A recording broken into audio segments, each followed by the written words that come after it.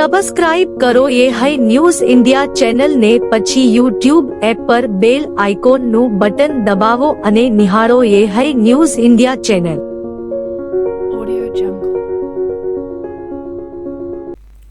વાવ-થરાદ જિલ્લાના થરાદ શહેરમાં નગરપાલિકા દ્વારા આજથી દબાણ હટાવવાની ઝુંબેશ હાથ ધરવામાં આવી રહી છે. આ કાર્યવાહી પહેલા થરાદના શાક માર્કેટમાં વેપારીઓ એકત્રિત થઈ પોતાની આપબીતી વ્યક્ત કરી હતી. વેપારીઓએ નારાજગી દર્શાવતા જણાવ્યું હતું કે ગત રોજ તેઓ સ્વેચ્છાએ દબાણ દૂર કર્યું હોવા છતાં દબાણના નામે તેમને સતત હેરાન કરવામાં આવી રહ્યા છે. થરાદ શાકભાજી એસોસિએશનના પ્રમુખ બરકતભાઈએ જણાવ્યું હતું કે હાલ જ્યાં શાક માર્કેટ ચાલી રહ્યું છે તે જગ્યા સરકાર દ્વારા ફાળવવામાં આવેલી છે અને તેઓ છેલ્લા અનેકો વર્ષોથી આ સ્થળે નિયમિત રીતે વેપાર કરી રહ્યા છે. તેમણે જણાવ્યું કે વર્ષ 2010થી તેઓ અહીં વેપાર કરી રહ્યા છે. તે સમયે આ વિસ્તાર જંગલ સમાન હતો, પરંતુ છેલ્લા 15 વર્ષોથી સતત મહેનતથી વેપારીઓ આ જગ્યાને વ્યવસ્થિત અને ઉપયોગી બનાવી છે. આજે જગ્યા કોઈને અડચણરૂપ નથી તેમ પણ તેમણે સ્પષ્ટ કર્યું હતું.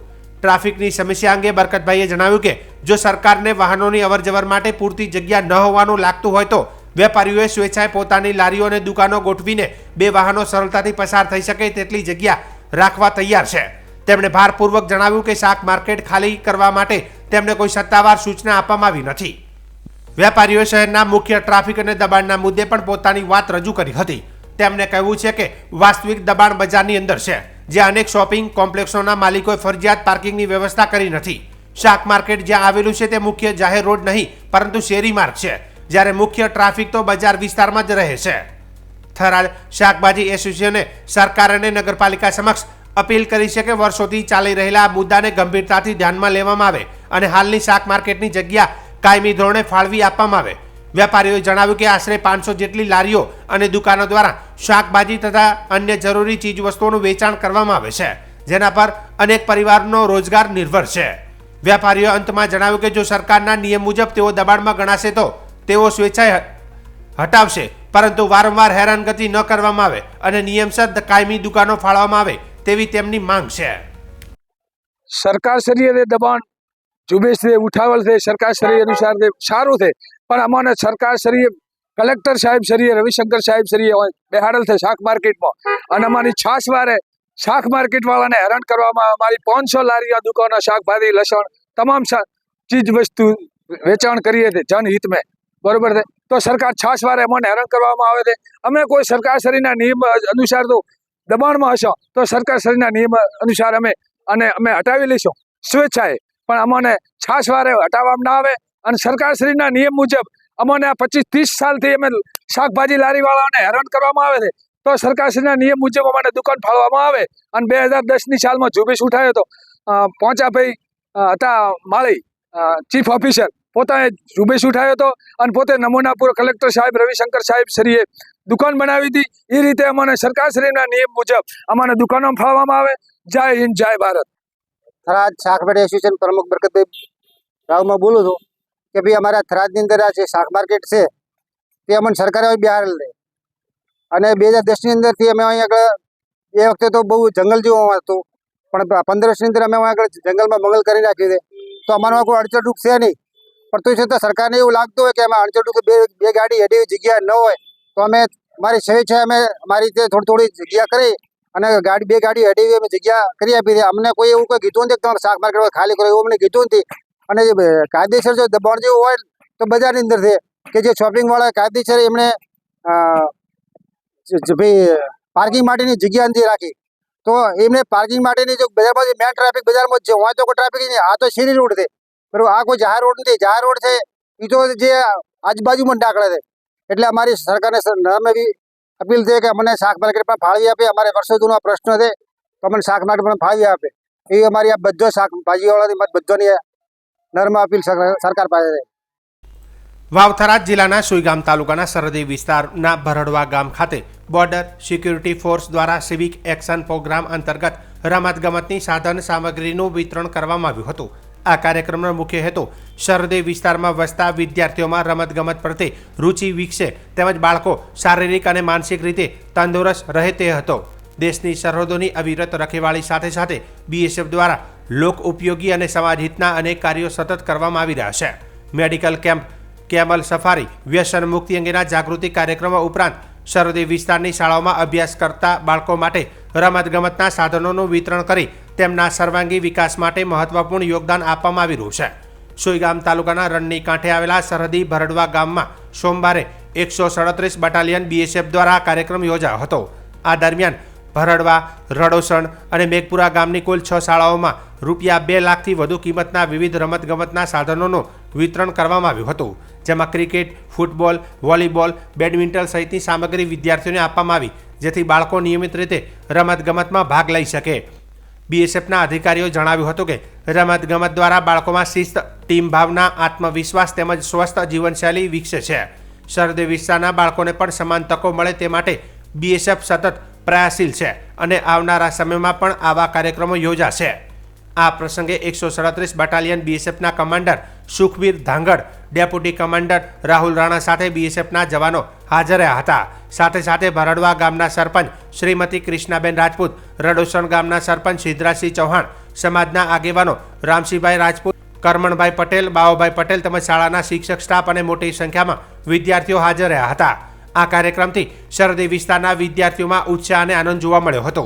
આજ રોજ BSF 137 બટાલિયન દ્વારા ભરડવા હાઈસ્કૂલ, ભરડવા ગામની અંદર 3 આવેલી એક સેન્ટર શાળા અને 2 પ્રાથમિક શાળા તથા ભરડવા આજુબાજુ આવેલી મેઘપુરા અને રડોસણની પ્રાથમિક શાળાના જે ખેલદિલીની અંદર ભાગ લે એ 20 વિદ્યાર્થીઓ તથા 2 શિક્ષકો મારી શાળાની અંદર BSF 137 બટાલિયન દ્વારા કાર્યક્રમનું આયોજન કરવામાં આવેલ હતું.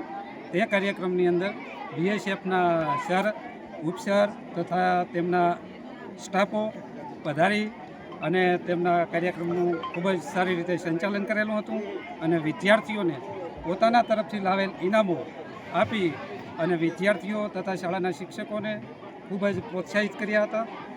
અને અમારી શાળાની અંદર તેઓએ ખૂબ પસંદગી કરી આ કાર્યક્રમની, એ પણ હું એમનો ખૂબ ખૂબ આભાર વ્યક્ત કરું છું કે મારી શાળા પસંદ કરી 5 શાળાઓને બોલાવી અને ઇનામ આપવામાં આવ્યું. નામ પ્રેમાભાઈ, સરસ્વતી વિદ્યાલય ભરડવા, આચાર્ય છે. મારું નામ ગોહિલ ચોનસીબેન ડુંગરભાઈ છે.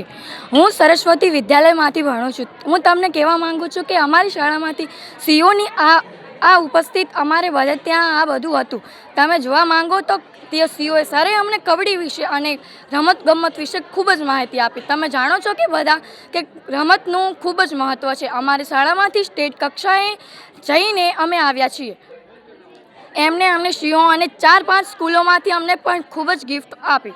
આ બદલ હું તેમનું અને સીઓ સરનું અને BSF કેમ્પનું ખૂબ જ ધન્યવાદ કરીશ. રાજસ્થાનના ઉદયપુર નજીક નેશનલ હાઈવે પર પિંડવાડા પાસે ગઈકાલે તારીખ 14 ડિસેમ્બરની મોડી સાંજે એક ગમખ્વાર અને ભીષણ અકસ્માત સર્જાયો હતો. આ અકસ્માતમાં ઉજ્જૈન દર્શન માટે જઈ રહેલા વાવથરા જિલ્લાના બાબર તાલુકાના ઠાકોર સમાજના 3 યુવાનો સહિત કુલ 4 લોકોના કરુણ મોત નિપજ્યા છે. અકસ્માતની જાણ થતાં જ મૃતકોના વતન વિસ્તારોમાં તેમજ સમગ્ર ઠાકોર સમાજમાં શોકની લાગણી વ્યાપી ગઈ છે.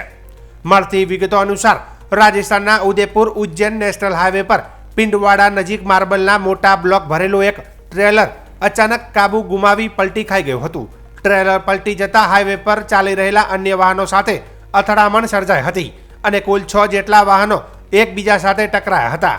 આ અકસ્માત ટ્રેલરમાં ભરેલા ભારે માર્બલના બ્લોક્સ રોડ પર અને વાહનો પર પડતા અકસ્માત અત્યંત ભીષણ બની ગયો હતો. અકસ્માત દરમિયાન એક ફોર્ચ્યુનર કાર પર માર્બલનો વિશાળ બ્લોક પડતા કારનો બુકડો બની ગયો હતો, જ્યારે ભારે પથ્થરોના ભારણ નીચે એક મહિલા અને એક બાળક સહિત અનેક લોકો દબાઈ ગયા હતા. આ દુર્ઘટનામાં કુલ 4 લોકોના મોત થયા હોવાનું જાણવા મળ્યું છે, જેમાં એક મહિલા પણ સામેલ છે, જ્યારે 6 જેટલા લોકો ગંભીર રીતે ઘાયલ થયા છે. અકસ્માત બાદ હાઈવે પર લાંબો સમય સુધી વાહન વ્યવહાર ખોરવાઈ ગયો હતો. આ અકસ્માતમાં મૃત્યુ પામેલા 4 પૈકી 3 યુવાનો વાવથરા જિલ્લાના બાબર તાલુકાના હોવાનું સામે આવ્યું છે, જેના કારણે બાબર તાલુકાના 3 અલગ અલગ ગામોમાં શોકની લહેર ફેલાઈ ગઈ છે. અકસ્માતમાં મૃત્યુ પામનાર યુવાનોના નામ ઠાકોર અરવિંદજી વાલાજી, ગામ મેરા, તાલુકો બાબર; ઠાકોર વિક્રમજી બળવંતજી, ગામ અબાસણા, તાલુકો બાબર; ઠાકોર પ્રકાશજી રમેશજી, ગામ ભીમબોરડી, તાલુકો બાબર. મળતી માહિતી મુજબ ઠાકોર સમાજના આ યુવાનો ગુજરાતથી ઉજ્જૈન તરફ ફરવા અને દર્શન માટે ગયા હતા. 4 યુવાનો સાથે પ્રવાસે હતા, જેમાંથી 3ના ઘટના સ્થળે કરુણ મોત થયા છે, જ્યારે અન્ય એક યુવકનો આબાદ બચાવ થયો હોવાનું જાણવા મળ્યું છે. હાલ મૃતદેહોને તેમના વતન લાવવાની તજવીજ હાથ ધરવામાં આવી રહી છે. વાવ થરાદ જિલ્લાના થરાદ એપીએમસી માર્કેટયાર્ડ વિસ્તારમાં આવેલી જીરા ક્લિનિંગ ફેક્ટરીમાં સવારે આગ લાગી હતી. થરાદ નગરપાલિકા ફાયર બ્રિગેડની ટીમે તાત્કાલિક કાર્યવાહી કરીને આગ પર કાબૂ મેળવી લીધો હતો, જેના કારણે મોટું નુકસાન ટળ્યું હતું અને સદનસીબે આ ઘટનામાં કોઈ જાનહાનિ થઈ નથી. આગ લાગવાની આ ઘટના સવારના 6 થી 6:30 વાગ્યાના આરસામાં શોર્ટ સર્કિટના કારણે બની હોવાનું પ્રાથમિક તબક્કે જાણવા મળ્યું છે. ફાયર બ્રિગેડને કોલ મળતા જ ફાયર અધિકારી વિરમજી રાઠોડ અને તેમની ટીમ 2 ફાયર ફાઇટર સાથે ઘટનાસ્થળે પહોંચી હતી. ફાયર બ્રિગેડની ઝડપી કામગીરી સાથે યુજીવીસીએલની 2 ગાડીઓ અને સ્ટાફ પણ સ્થળ પર પહોંચી ગયો હતો. વીજ પુરવઠો બંધ કરવામાં આવતા આગને સંપૂર્ણપણે નિયંત્રણમાં લેવામાં મદદ મળી હતી. સુરેશ મહેશ્વરે જણાવ્યું હતું કે આ ગોડાઉન છેલ્લા 1 વર્ષથી બંધ હાલતમાં હતું, તેથી આગથી મોટું નુકસાન થયું નથી. જોકે આ જ ફેક્ટરીની બાજુમાં આવેલા ગોડાઉનમાં 2 મહિના અગાઉ પણ આગ લાગવાની ઘટના બની હતી, જે આશ્ચર્યજનક બાબત છે. બંધ હાલતમાં રહેલા ગોડાઉનમાં વારંવાર શોર્ટ સર્કિટથી આગ લાગવાની ઘટનાઓ અનેક પ્રશ્નો ઊભા કરી રહી છે. સ્થાનિક વેપારીમાં ચર્ચા છે કે વીજળીની વ્યવસ્થા જાળવણીને સુરક્ષા મુદ્દે યોગ્ય તપાસ થવી જોઈએ. થરાદ ફાયર ઓફિસર વિરમજી રાઠોડે માહિતી આપતા જણાવ્યું હતું કે જીરો ક્લિનિંગ ફેક્ટરીમાં લાગેલી આગ હવે નિયંત્રણમાં છે અને કુલિંગ પ્રક્રિયા ચાલુ છે. ફાયર બ્રિગેડ અને યુજીવીસીએલની ટીમે સમયસર કામગીરીને કારણે મોટી દુર્ઘટના ટળી હોવાનું તેમણે ઉમેર્યું હતું. મારા કમ્પ્લેન્ટ સેન્ટરમાં ફોન આવવાથી પાવર બંધ કરાયેલો અને જે જગ્યાએ આગ લાગી હતી તેઓ જઈ અને ફાયરની ગાડીઓ આવેલી હતી અને પાણી છોડતા ધુમાડા નીકળતા બરાબર, અને અમે કનેક્શન કાપી નાખ્યું છે હાલ, અને કયા કારણે આગ લાગી અંદર એ ખબર નથી. લાગી છે એના વિશે શું કહેશો? સાહેબ આ તો બંધ પડી ફેક્ટરી 12 મહિનાથી 8-10-12 મહિનાથી ફેક્ટરી બંધ જ હતી. બંધ ફેક્ટરીમાં શોર્ટ સર્કિટ કારણથી આગ લાગી છે. અગાઉ પણ આગ લાગી ચૂકી હતી બાજુના ગોડાઉનમાં? ના સાહેબ, કોઈ આગ નહીં, તો ખાલી કોઈ ચોર વાયર શોર્ટ થયો કોઈ તરફ બળી ગયું સાહેબ, બીજું કોઈ નહીં, ખાલી બાર દે.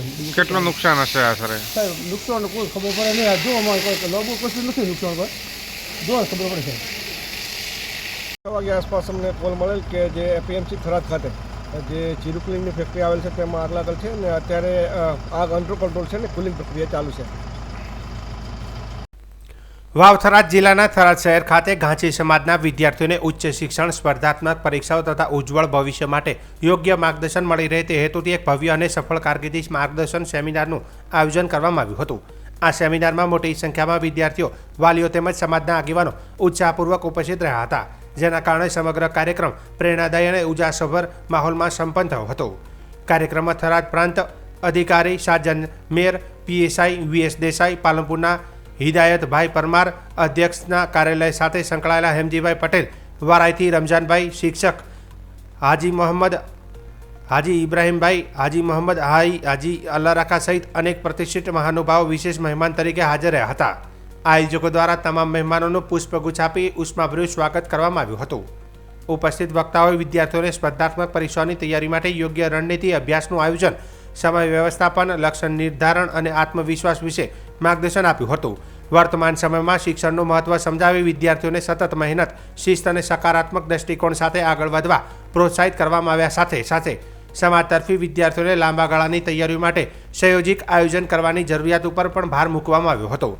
જાવેદભાઈ એન્જિનિયર, જીઈબી અને યુનિસભાઈ રાજ્ય વેરા નિરીક્ષક દ્વારા વિવિધ સ્પર્ધાત્મક પરીક્ષાઓ અંગે વ્યવહારો અને એકેડેમિક માર્ગદર્શન આપવામાં આવ્યું હતું તથા પોતાના સફળતાના અનુભવો વિદ્યાર્થીઓ સાથે વહેંચ્યા હતા. ગફુરભાઈ શિક્ષક દ્વારા સરકારની શિક્ષણલક્ષી યોજનાઓ, સ્કોલરશીપ, સહાય યોજનાઓ અંગે વિગતવાર માહિતી આપવામાં આવી હતી, જે વિદ્યાર્થીઓ માટે અત્યંત ઉપયોગી સાબિત થઈ હતી.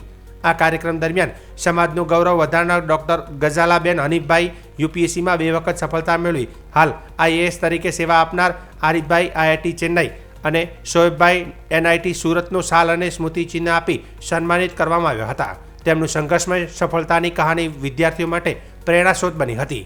સમગ્ર કાર્યક્રમનું શિસ્તબદ્ધ અને અસરકારક સંચાલન નબીરભાઈ શિક્ષક દ્વારા કરવામાં આવ્યું હતું. કાર્યક્રમને સફળ બનાવવા માટે કરીમભાઈ, યાસીનભાઈ, રહીમભાઈ, મુસ્તફાભાઈ, રફીકભાઈ, જાકીરભાઈ, ડૉક્ટર મોહસિનભાઈ, યાસીનભાઈ, અમન, ગુલાબભાઈ, અબ્બાસભાઈ સહિત આયોજક કમિટીના તમામ સભ્યોએ મહત્વપૂર્ણ યોગદાન આપ્યું હતું. આ કારકિર્દી માર્ગદર્શન સેમિનાર ઘાંચી સમાજના વિદ્યાર્થીઓ માટે દિશાદર્શક અને પ્રેરણાદાયી સાબિત થયો હતો તથા સમાજમાં શિક્ષણ અને સફળતા પ્રત્યે સકારાત્મક સંદેશ ફેલાવતો રહ્યો હતો.